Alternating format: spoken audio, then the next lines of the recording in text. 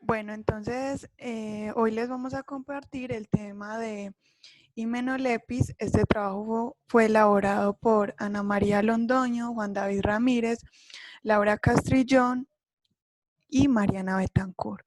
Entonces, en resumen, con este trabajo pretendemos conocer más a fondo sobre Himenolepis. Este es un parásito que afecta a la salud de todos los humanos a nivel mundial y ha causado enfermedades infecciosas y demás complicaciones en el organismo.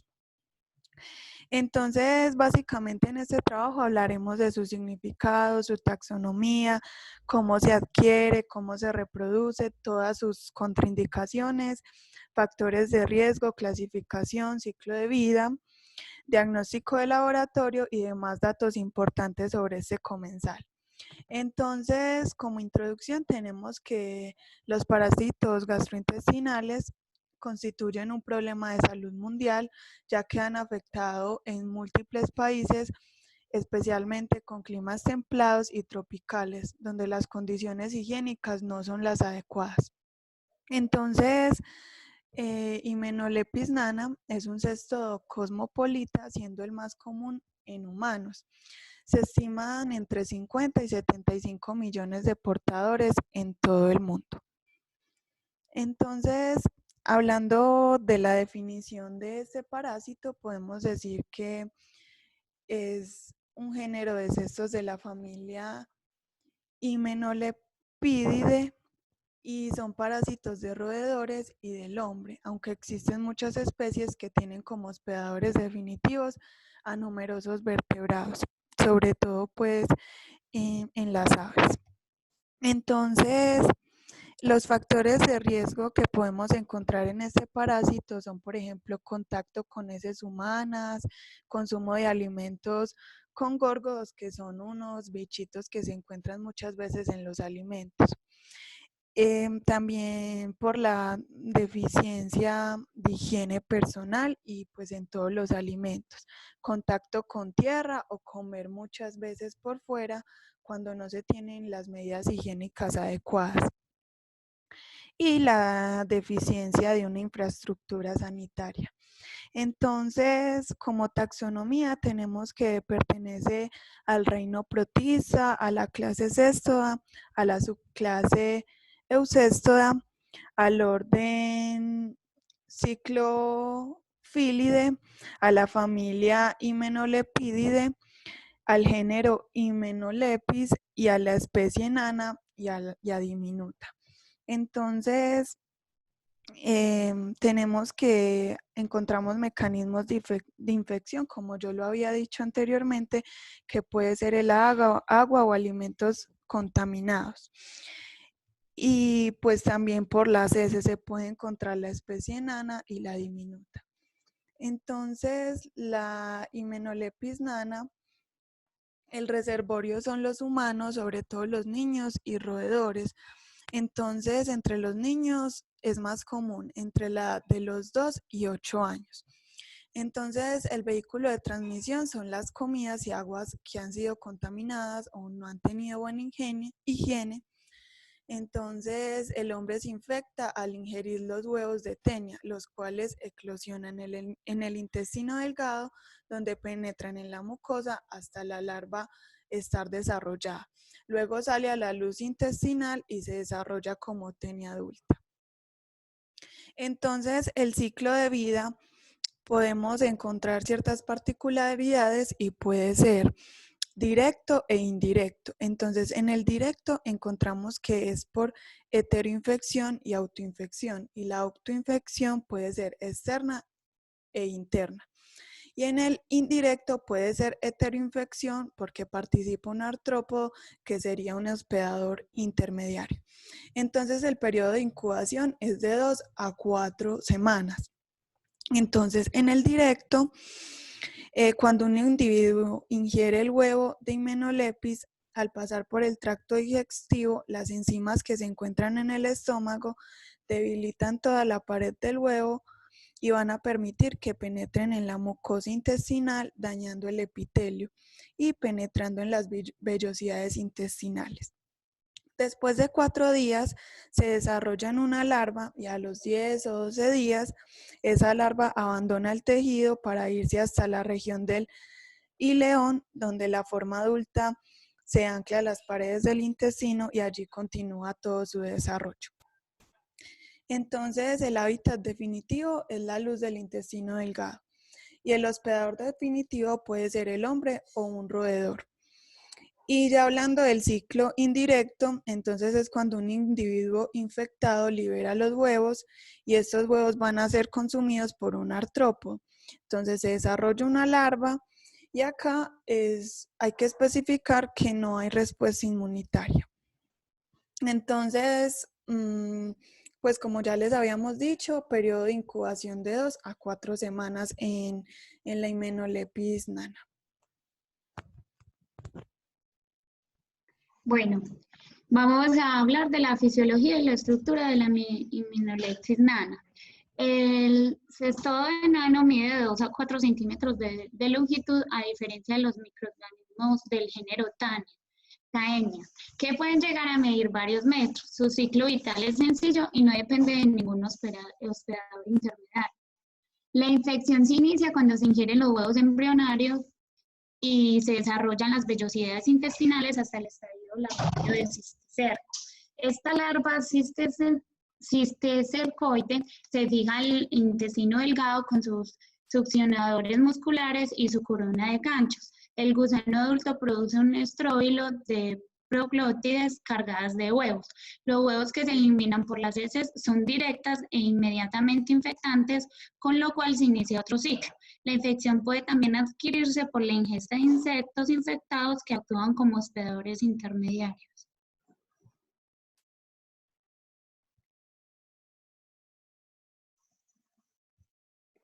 Las infecciones de la morfología de esta Hymenopletis nana puede ser en infecciones leves, edad de 6 a 10 centímetros.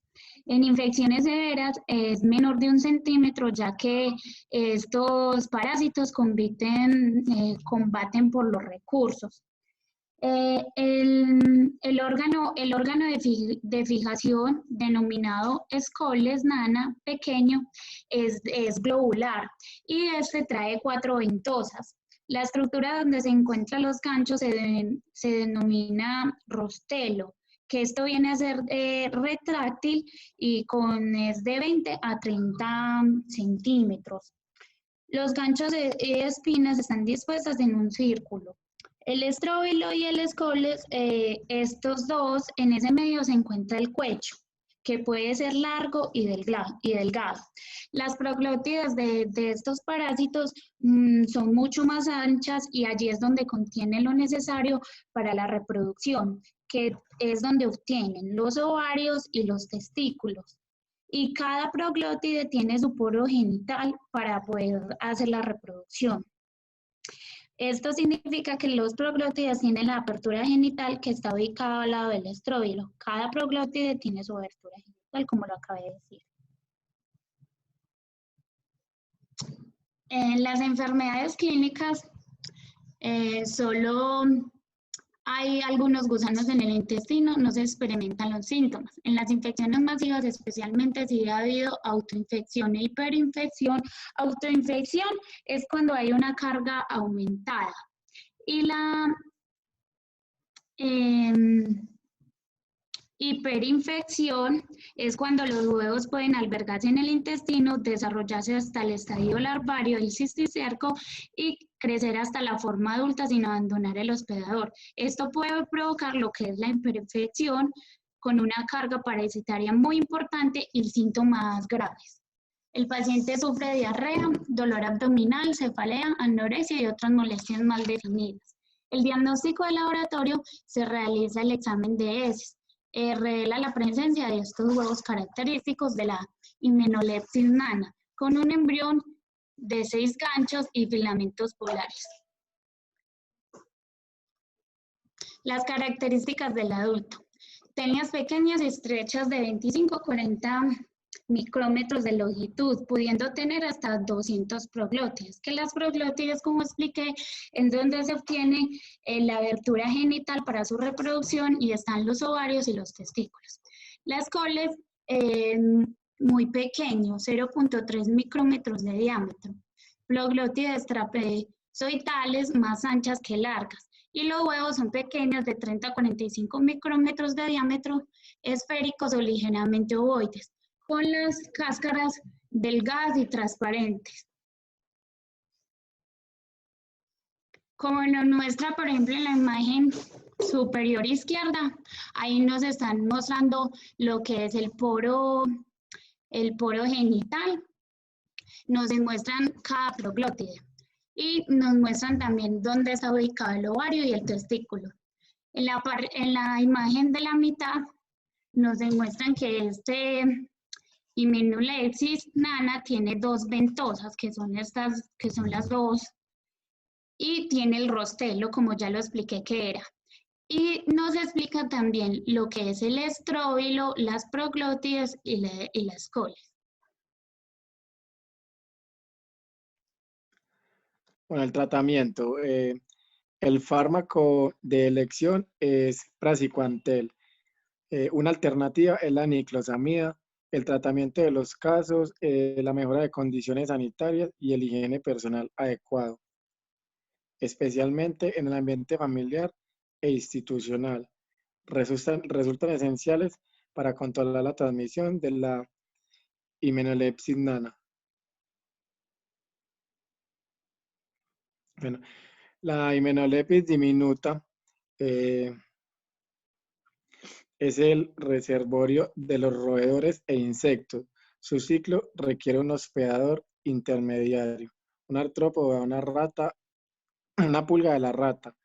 Como otros cestos, viven en el intestino delgado. Bueno, el periodo de incubación dura de 2 a 4 semanas. Como podemos ver, entonces el ciclo comienza, pues los huevos son excretados en las heces, es ingerido por un artrópodo que es hospedador intermediario. Luego en las oncósferas eclosionan y penetran en la pared intestinal. Luego los cisticercos en las cavidades corporales del intestino son ingeridas por el roedor o el humano. Luego sigue el escólex,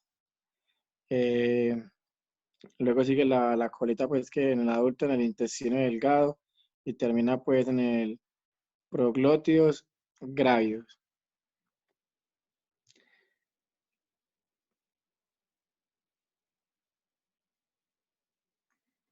Bueno, la fisiología y la estructura. La Hymenoplepis diminuta, especie íntimamente relacionada con la Hymenoplepsis nana, es un cesto que afecta principalmente a las ratas y los ratones, pero también se encuentra en el ser humano. Difiere de Hymenoplepsis nana en su longitud, ya que mide de unos 20 a 60 centímetros. El escólice carece de ganchos y huevos, son de mayor tamaño, se tiñen por la bilis y no tienen filamentos polares. El ciclo vital de la Hymenoplepsis diminuta es más complejo que la Hymenoplepsis nana.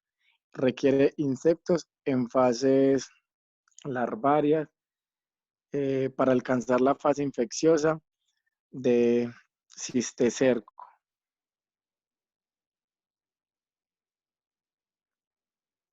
Bueno, las enfermedades clínicas que podemos presentar por ello es las infecciones moderadas no producen síntomas, pero carga parasitaria más alta produce náuseas, dolores abdominales, anorexia y diarrea.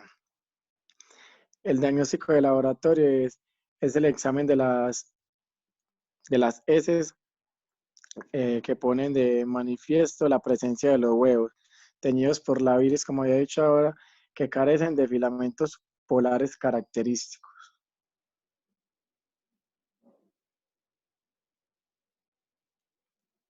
Bueno, Entonces ahí podemos ver como la estructura.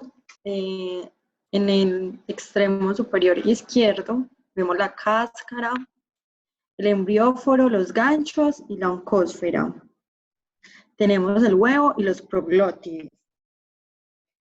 Recordemos que los proglótides son cada uno de los elementos morfológicos en que se divide el cuerpo de los gusanos, en la clase de los céstodos.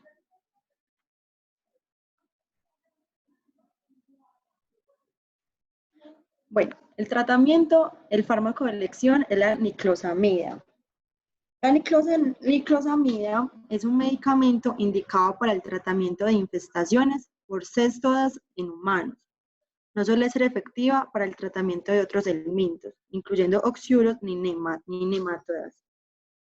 La presentación es masticable, con dosificación dependiente de la edad y el peso pues, de la persona. Ya no obviamente una persona que pese, digamos, 60 kilos o una persona que pese 40 no tiene la misma dosis. Bueno, entonces y el praziquantel es una alternativa, pero la mejor es la niclosamida. Es esencial en el control de roedores en áreas donde se produce o almacena cereal. También es importante la inspección cuidadosa de los productos derivados de cereales con el fin de detectar la presencia de insectos. Bueno, entonces este es el caso clínico. Se presenta un caso de infección por Hymenopletis diminuta en una estudiante universitaria de 19 años, originaria de Coajomulco, estado de Morelos, en México. La paciente presentó sintomatología digestiva de 10 días de evolución, caracterizada por síndrome diarreico, dolor abdominal localizado en el mesogástrico, náuseas, hiporexia, meteorismo y flatulencia. El meteorismo es un abontamiento del abdomen producido por la acumulación de gases en el tubo digestivo, o sea, también se podría decir que es inflamación abdominal. En la exploración física se detectó un buen estado general, peso 60 kilogramos, 1.565 metros de estatura y 22.04 kilogramos sobre metros cuadrados de índice de masa corporal, considerado dentro de los límites normales, o sea, la persona no tenía como un sobrepeso. Se le realizó examen de coproparasitoscópico, que es CPS, se hallaron únicamente huevos de Hymenopletis diminuta. La paciente fue tratada con una monodosis de praziquantel, 25 miligramos sobre kilogramos de peso, que estamos diciendo que siempre se tiene que tener el peso, a la cual respondió adecuadamente, ya que en los exámenes del CPS de control no se encontraron huevos de este céstodo. Para conocer mejor la epidemiología dinámica de transmisión y cuadro clínico de esta zoonosis, es indispensable la comunicación de nuevos casos de infección en el humano por Hymenopletis diminuta.